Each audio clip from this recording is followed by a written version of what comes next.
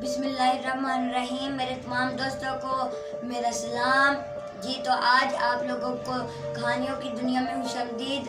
आज मेरे साथ मौजूद है मेरे छोटे भाई अमार हैदर तारिर साहब, जो आज बच्चों को कहानियाँ सुनाएंगे। दो कहानियाँ सुनाएंगे, एक शेर और चूहे की कहानी और दूसरा प्यासा कौवा। जी तो अमार हैदर तारिर साहब से सुनते हैं पहले शेर और चूहे की कहानी। अस्सलामुअलैकुम। कहानियों की दुनिया में मैं आपको खुशामदीद करता हूँ। आज हम आपको कहानियाँ सुनाएंगे छोटे छोटे बच्चों को, और मैं अपने भाई को भी सुनाऊंगा। वो है एक कौवा, वो प्यासा है। वो एक कौवा प्यासा है, जग में पानी थोड़ा है।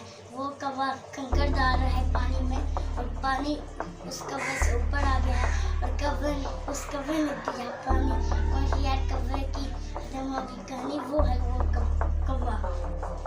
एक शेर था, वो सोया हुआ था जंगल में।